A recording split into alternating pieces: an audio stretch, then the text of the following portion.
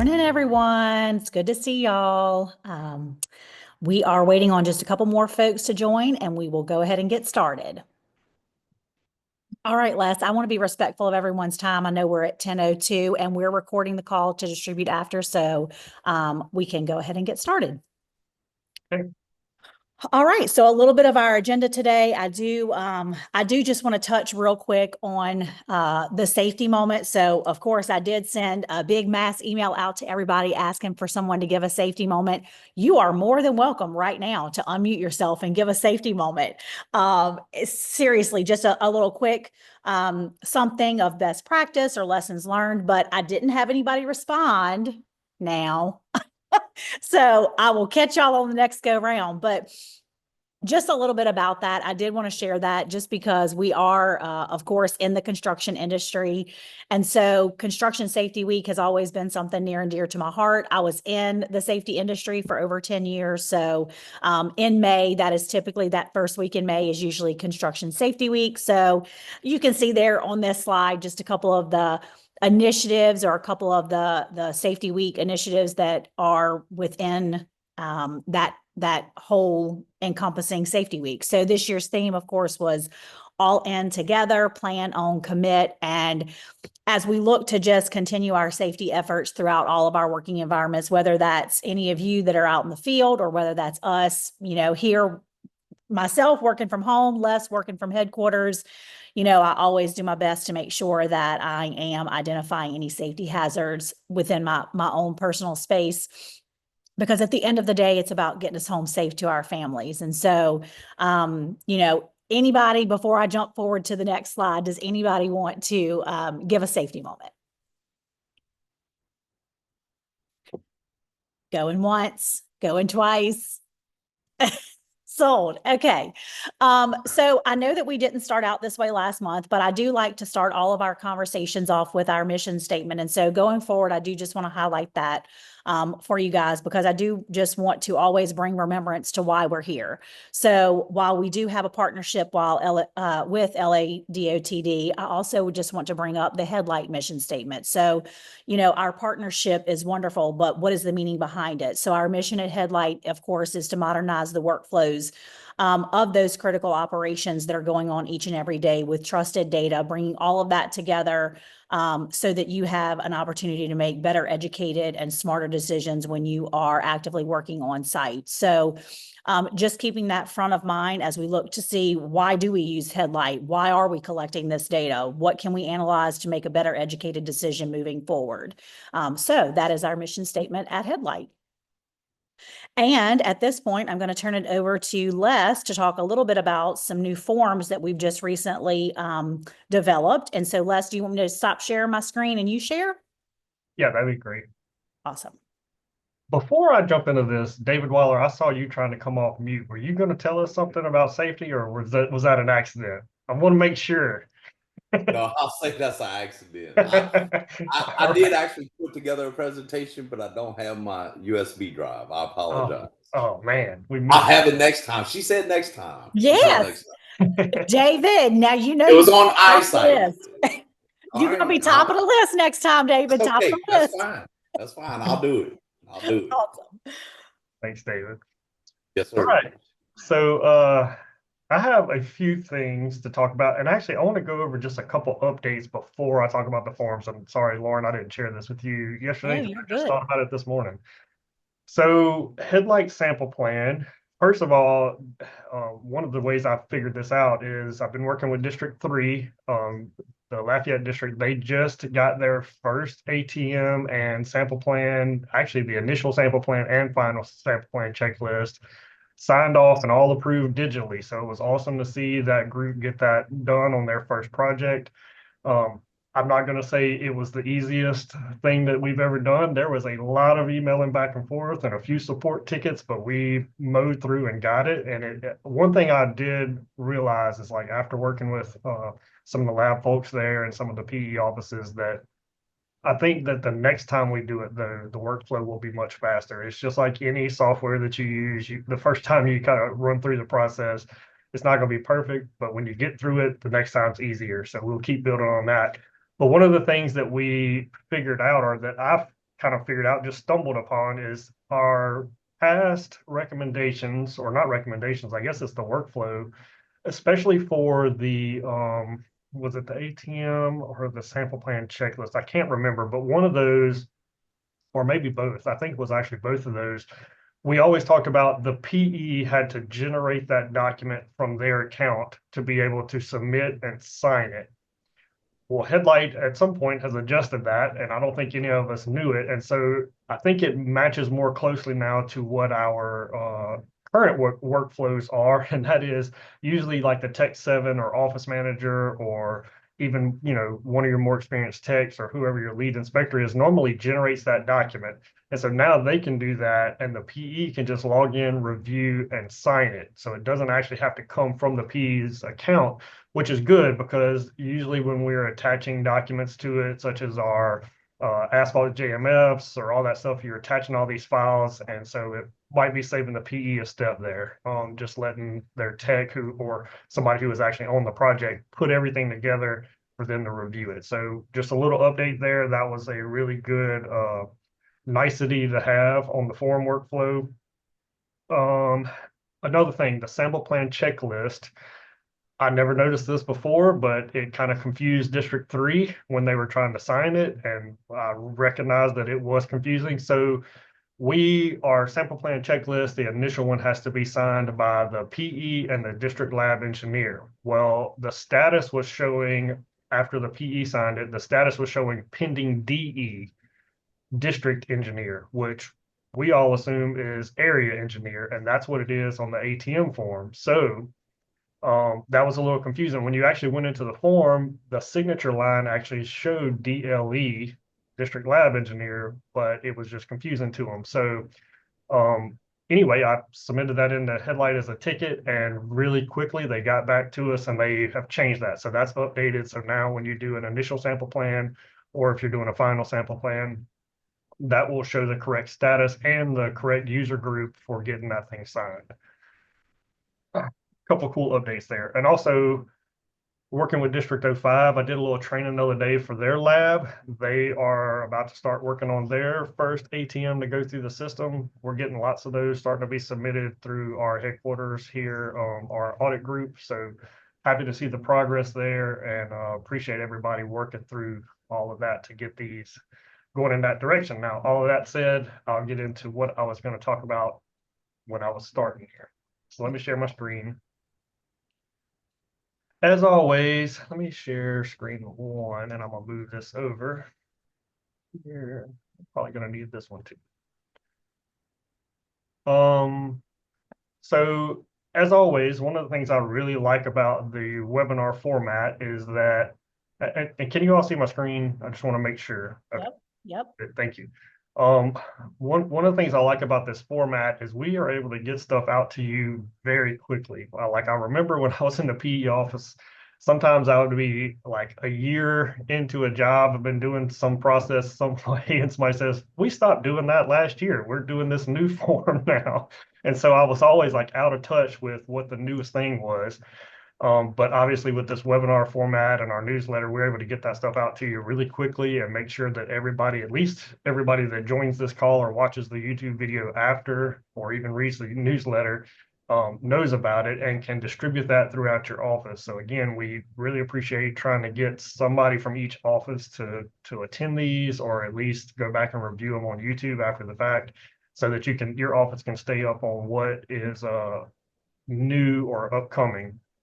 So today I'm going to demo something for you, and I think I saw Will on the call earlier, and I'm glad he was on here with this Wilbert Anthony over in District 3, because a lot of these were suggestions from him.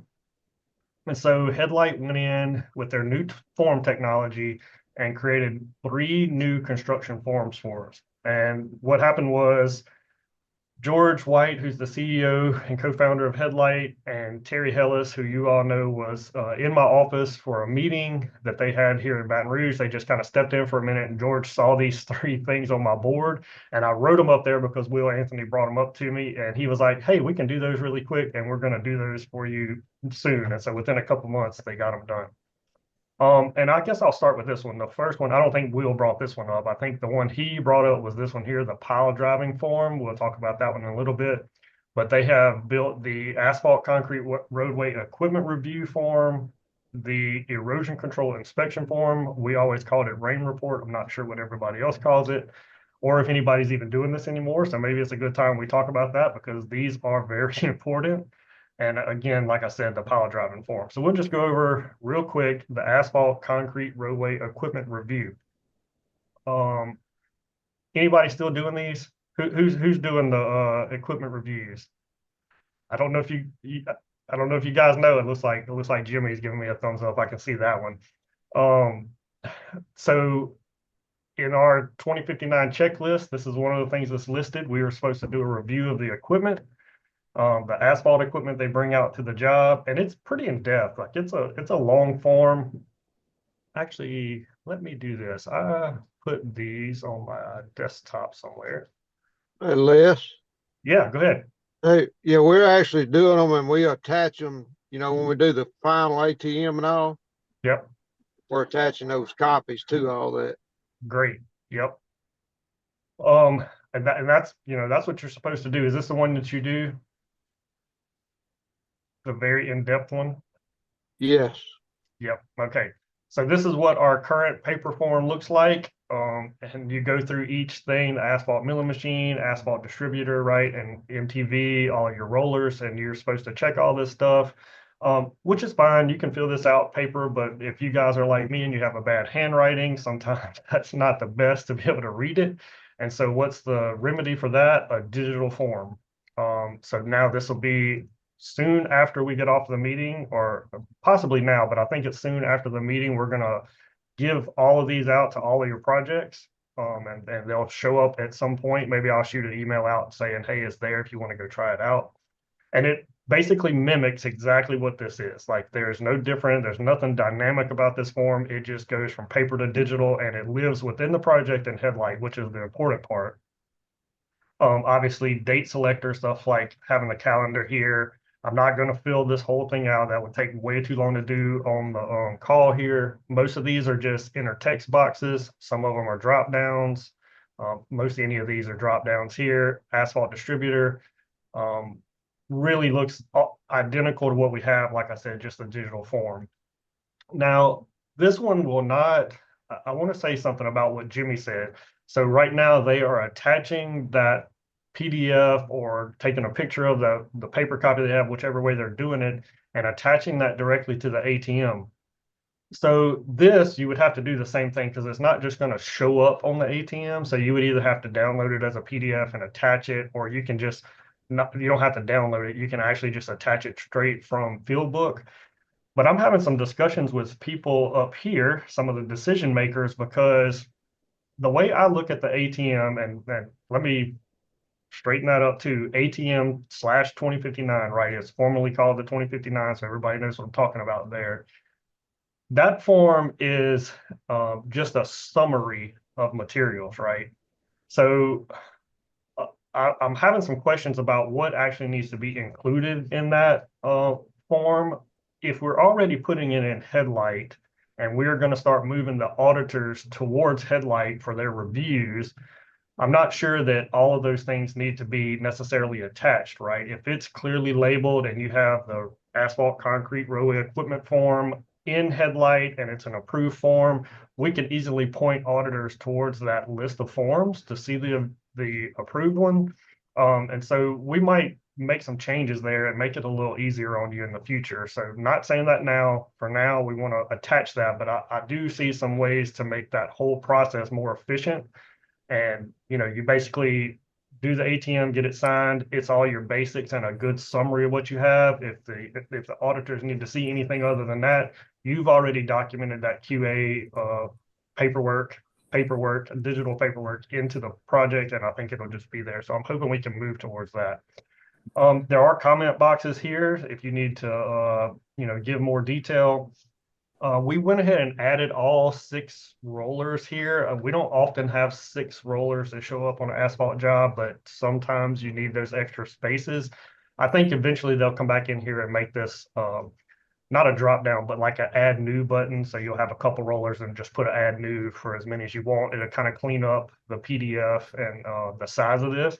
With all HeadLight form technology, you get add image. If you're doing it on the iPad, you can do a quick capture, obviously, and it follows our same process. I will say this looks a little different. So the form technology is changing. And so you can save this and then there will be submit buttons, that kind of thing. They're doing stuff like, solvers in some of the forms, which this will show you the math if this is a form that has math. This one obviously does not.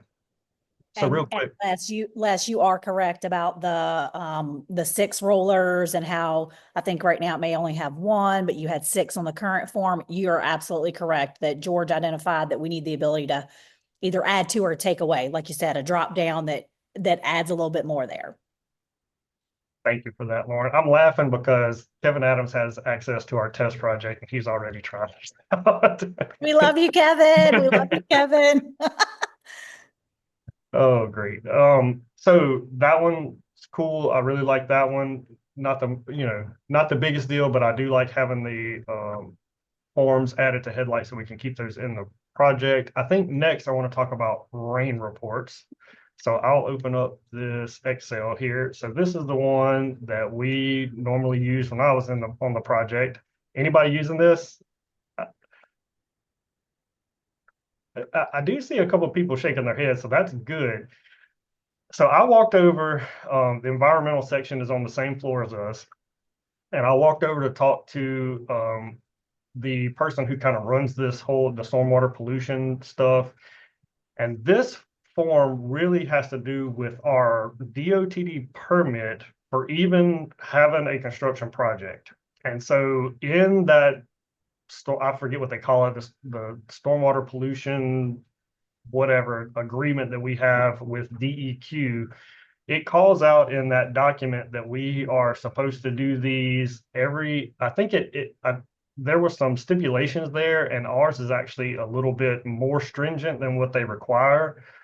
But it has to be completed every 14 days and within 24 hours of a rainfall event of a ½ inch or more. And what this actually does is you normally would type your station numbers in here of your silt fence, your check dams, that kind of stuff. So we're really doing an erosion control audit, like a erosion control inspection with this form is what it's called. In fact, I think the inspection and maintenance report form is what the real name of this is, but I just call it a rain report. And obviously, once you get this done, you're supposed to send this over to the contractor and have them correct the issues if there are any in a certain amount of time, right? And so very important form. And I feel like some offices, we have some high turnover rates around here, and some people might not even know that we're supposed to be doing this, but we are supposed to be keeping track of this and having these. First of all, the availability of the form in HeadLight will be good because the inspector can do it right there on their iPad, and then also just being able to keep up with it and manage it there. One of the good things was when I talked to the person over that for DOTD, they were pretty excited about it because now if they haven't been checking on these because it almost requires a trip out to a PE office to pull up your files and see if you even have them.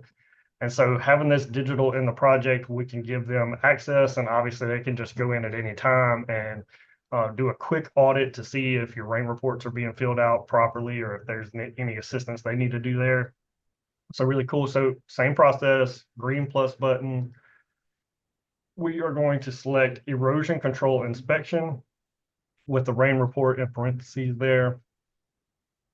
Now, obviously, you can rename these if you want to, it comes with a date and a time, but if there's anything you want to do there, you can change it up. Just if you do change it, make sure it's something that's searchable and consistent is what I would recommend. Obviously, fill out form again. This is rinse and repeat. There's no math here. It is just word for word what is in our paper form. So not going to go over all of that in depth. Some of the important parts here, days since the last rainfall and how many inches of rainfall. You can type your station numbers in here. Obviously, drop downs to select these is much nicer than penciling all this in. you give your conditions of your effectiveness, kind of a description of what you do. Sometimes if you have a really large project, you may have more than what was even on our paper sheet. So now you can add rows to infinity. So as many pieces of erosion control you have, that's kind of the niceties you get when you get a digital version of it. And then a general remarks form at the bottom. I will say this looks a little different than what we had in our paper form where it said to be completed by X contractor in a certain amount of time. Now I give you a general remarks to where you can just type this up. And if you want to give this to the contractor, you can just download it as a PDF and email it to them. Eventually, once we move into the new contract administration software, we will likely give contractors access to HeadLight smart forms to where they can actually interact with our projects, right? And they could actually maybe even, fill out a portion of this form where it says, I've completed this work, and then sign it themselves. And so we'll work some of those workflows in later on once we get into that system. So really cool, just another version of digital forms. And then last, but certainly not least, this is the one I like the most, I think. And that's the pile driving form. Let me go ahead and create this, but I'll show you what the current, and this is, I believe we call it the pile driving log. So a lot of you have seen this. I do believe our specs changed a few years ago, and the contractor has to have somebody filling these out, and they won't have the digital version at this time. But my thoughts on it always were, if I'm out there inspecting piles, yes, they can have somebody filling out the pile driving record and counting blows and that kind of thing, but I'm going to do it as well because I want to do the QA and make sure that the blow counts match up or at least very close, right? And so having a digital version of this on HeadLight gives you the ability to manage that. Pretty straightforward, simple form, and it's going to be almost identical in HeadLight as well. And now the one thing, and Will, this was a great suggestion. I wish I could tell you we were able to do this, but we have not. And that is, Will asked if this could calculate capacity. I will tell you, this form does not do that currently. HeadLight does have the technology to do it though, but it is a much more laborious process for a developer to go in and put all that formula in. So I can say we're going to put this on the list of something we want this form to do, but it will be something that happens in the future and not necessarily right now. So pile driving form, I'll just show you what that looks like. I see we have a question in here. Can you clone? And let me talk about this because I have thought about it and I've not tested it yet. Can you clone the rain report on large jobs where we have a lot of erosion control, which is up for months? That would be helpful. And I agree with you, Stephen. It would be super helpful. And the reason is you don't want to have to go type all those station numbers in every time. If you have 100 pieces of erosion control out there, that can become laborious. And the answer I have for you right now is I don't know, but that is one of the things I wanted to test. And if not, it's a feature request I was going to ask for because that would be extremely useful. We don't want to have to go in and retype all that stuff every time. But I have not had a chance to test that yet. When I tell you you're getting stuff hot off the press in a webinar, HeadLight sent this to me maybe a week or two ago, and I had a few edits that needed to happen. I sent that back for them to review that. They made the edits, sent it back to me. I've had it for a few days now. So it's very quick that we're going to turn this on for you. Thanks for the question, though. That we're definitely going to work on that. We'll take notes on this, and I'm sure as many notes. One thing you guys will learn about Lauren Lindley is she takes plenty of notes, and so she probably already has that written down if I know her well enough already. You do. So basic stuff, typing in your inspector. Obviously, you get the calendar for your date, and again, this is all available on the iPad. General information, all this is the same, easy to input. The driving log, and this is again what I think cleans up the form as a digital version, is when you put your depth in. Let me see. Let me do this. I want to show you. I think I found a project that had some of these. I think it would be good to take a look at that.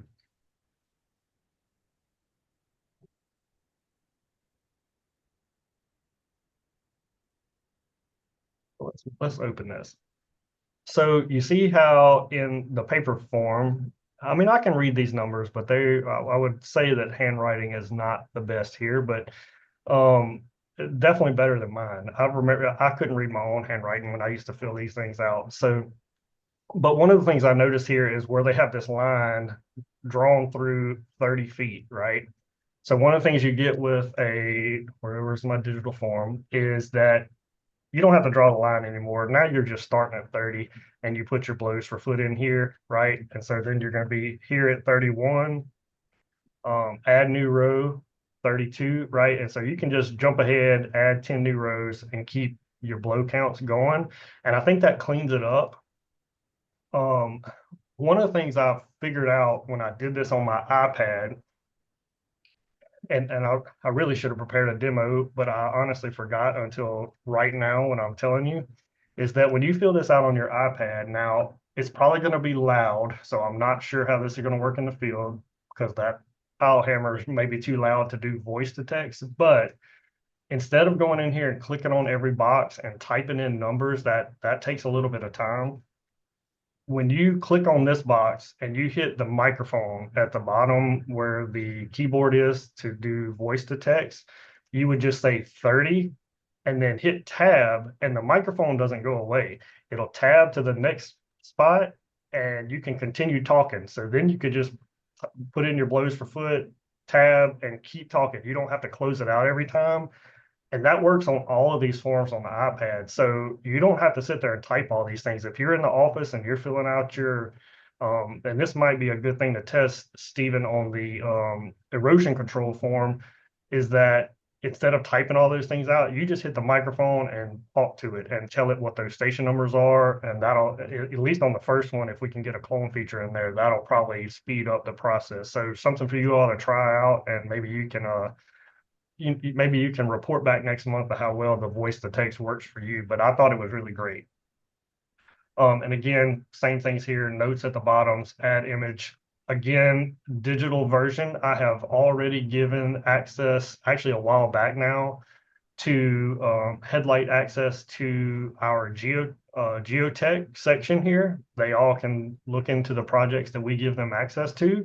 And so if they want to see pile driving logs, now they'll be able to see that in a PDF version, or even, log into HeadLight and see the form here through the cloud. So you're not having to come out to the office to see what all those are, or you having to scan in a bunch of paperwork to send over to them. So I have not gone over to show them yet here in the building. I wanted to go show them this technology, that it's coming, and I think they will be happy to see that.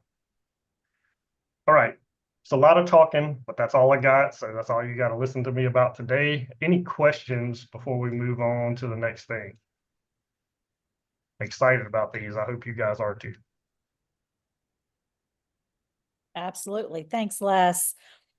So real quick, I just wanted to highlight the newsletter, just because it was so great this month. I know Les just forwarded it out right before this call, but you can see he has a first page here. Of course, I think most of you have probably seen these newsletters each month, but just a little bit to note here as well. Of course, you have joined the eConstruction webinar for this month. One thing to note for June is that we are reinstituting these micro-learning sections, so to say. We're calling it HeadLight 101. So be on the lookout for that invite. So again, that is for that is new users who you have that need to be on existing projects. Maybe you're starting a new project and you need to add new users to it. We're just going to go over basic HeadLight information, how to access Fieldbook, how to access and navigate SamplePlan, materials, adding forms, creating spreadsheets. So each month it'll be a different topic, but be on the lookout for those invitations. And then, of course, Les did recognize Beth Roberts from GEC here. I don't see her on the call, but I have seen her name come across my inbox here recently. So she is definitely a great point of reference for HeadLight and her entity. So I know the folks at GEC really appreciate Beth and all the hard work that she does. So just whenever you get a chance, take a look at the newsletter. It has some great information in there. Les, did you want to add anything else about y'all's recent trip?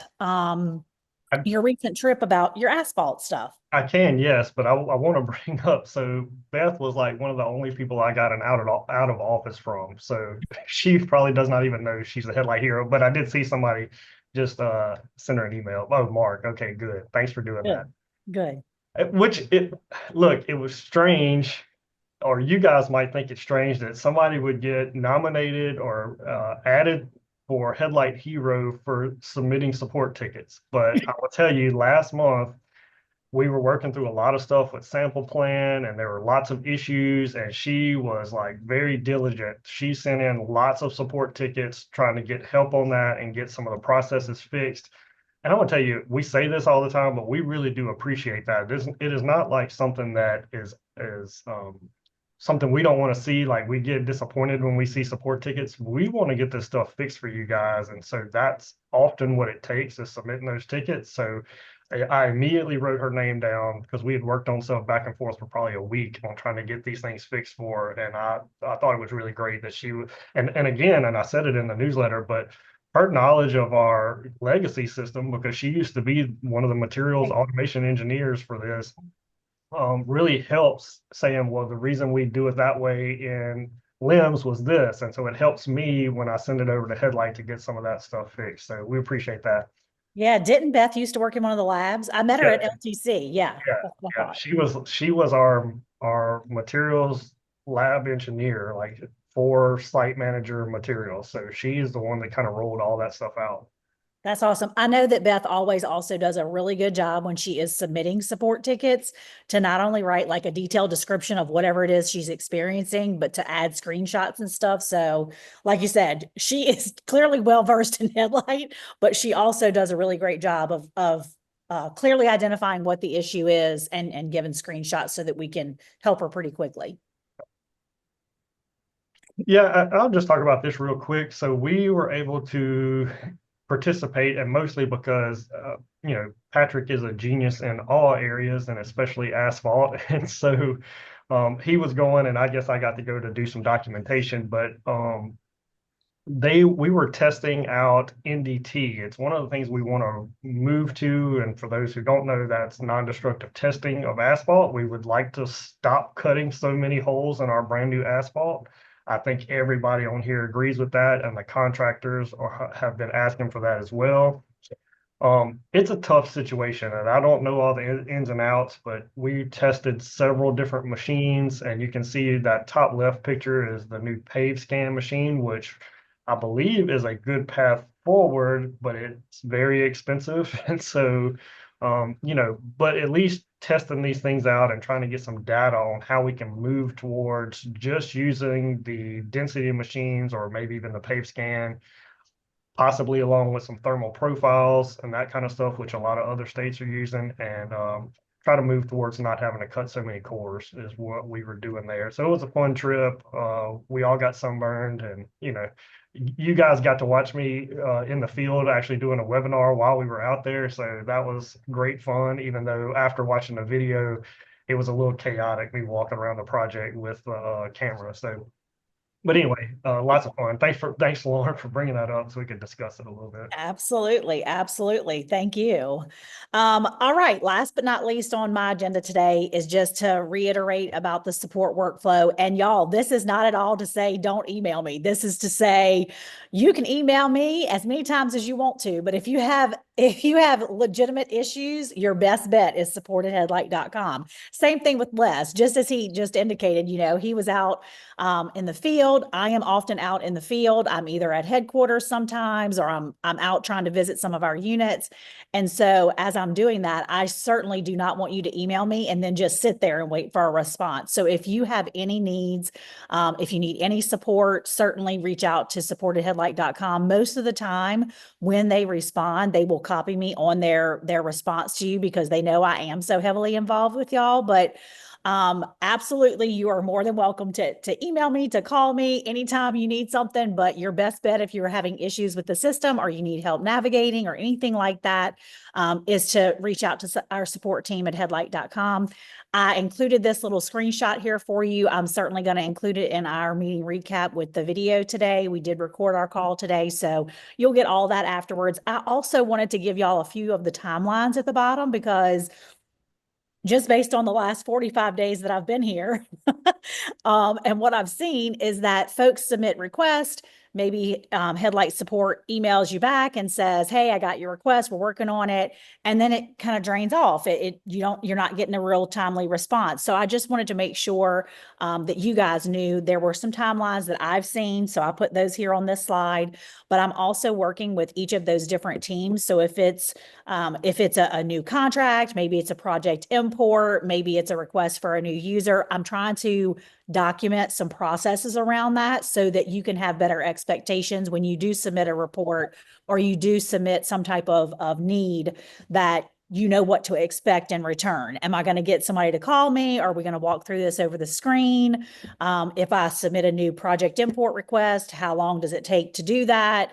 And just making sure we're closing the loop and you're getting the support you need in a timely fashion. So any questions about any of that you see on the screen there? Okay, now I will say that in June and July, we are going to be initiating and y'all, we have come up with every word known to man for this, a hardware renewal event. We've come up with iPad exchange event. Y'all, if you got an old iPad and it ain't working, we're going to fix it. That's the long and the short of it, is that we certainly have identified that there are many iPads out in the field that you are having challenges with, that are outdated, that maybe the software needs to be updated. So Les and I have looked at our plan going forward for that. Be on the lookout in the next week or two for you project engineers. We're going to be sending out a form that says, please let us know which of your iPads you have currently. We're not so much interested in the actual person that has the iPad. We're more interested in just, do you have an iPad that is not usable right now or needs a software update of some sort? Let us know so we can put you on the list, get you registered for an exchange of that piece of hardware so that we can get you something that's working. So just know that we are working actively towards that. And in June and July, we're going to be possibly hosting some events to exchange that, to meet you where you are with that need. So any questions about that? And now, look, I'm asking you if there's any questions about these iPads and exchanging them or renewing them, but Les has been the one that has experience with that, but you go right ahead and ask your questions. All right. And y'all know, y'all can certainly email me after the fact if you don't want to unmute. I know how that goes too. Just yesterday evening, we were asking some ladies at church, like, hey, can y'all get up in the pulpit and give your story on Sunday? And some of them were like, absolutely not. I'm not talking. So I know how that goes too. Well, that being said, I certainly appreciate y'all's time today. Les, do you have anything else for the group? Not too much. I will say I'll send out some comms this week. HeadLight has kind of got a form together to fill out. It will be a form for each person to fill out if you're having any kind of iPad issue, because we need to get a good list of where everything's at. And so be looking for that. It'll come out super easy to fill out, not much to it. Awesome. Thanks. I have a question, Les. Do we know if there's any syncing issues? I have a couple of samples that didn't sync over today. Yes. Okay. Thanks, Kevin, for saying that, because I did have some email traffic that hit yesterday afternoon. It looks like there's something, there was a lot of technical words. I'm not going to go over what that was because I don't even understand it, but it looks like there's a problem with the OTS portal that connects everything to HeadLight. And so there are tickets they're working on it right now. So, we don't know when the fix is going to be, but they are working on it. It is Okay. like HeadLight alerted us yesterday. They have something set up on their side that, like, they all get alerts whenever it stops working, whenever that the sync adapter kind of encounters a problem, it alerts HeadLight, and so they immediately sent that over to Patrick, and he got in touch with OTS. So hopefully that'll get cleared up shortly, and something that massive, I'm sure it will. They got plenty of people working on it. Okay, thank you. Yeah, that's what I'm looking at here. Lots of back and forth. I see where yesterday we reached out to Patrick and said we received system alerts, and after investigating, it appears that the adapters across the board are experiencing connection issues. None of the containers are able to connect. They time out. This affects adapters and documents. We believe there is an LADOTD network issue impacting the integration. According to the logs, this occurred at 1:20 p.m. Central Time yesterday. And so just what you said, Patrick has alerted OTS, and we're looking into the issue, and we'll certainly update those of you that are impacted by that. And y'all, that's a lot of technical language that I don't know nothing about, but I did do a good job of telling you what I saw. I do see a statement from Will Anthony here. Fast capture app for Android would be helpful. Oh, I don't have an update for that. I agree with you. I've asked that in the past, and HeadLight was not opposed to it, but I will say there are some technical difficulties there because Android has so many different types of phones and all that stuff. So don't expect it soon, but I know it's unacceptable. I get you. Look, I was an Android person for so long, and finally my family switched to iPhone. My family switched to iPhone, which forced me to switch to iPhone. So here I am. Same. I was hardcore Android. Like, oh, I am not at all switching to iPhone. Oh, yes. I switched. I'm like you, Les. Yep. All right, good deal. Anything else? And Mark, I saw your question. Les and I can hang back a second, I believe. Les, you're good with that? I want to ask him about this. All right, good deal. All right, y'all. Well, be on the lookout for our recap and some different resources and tools. And I certainly appreciate every one of you taking your time. And David, we're going to hold you to your safety moment for June. All right, y'all. Have a good rest of your day. Thanks, everybody. Appreciate y'all. All right, bye.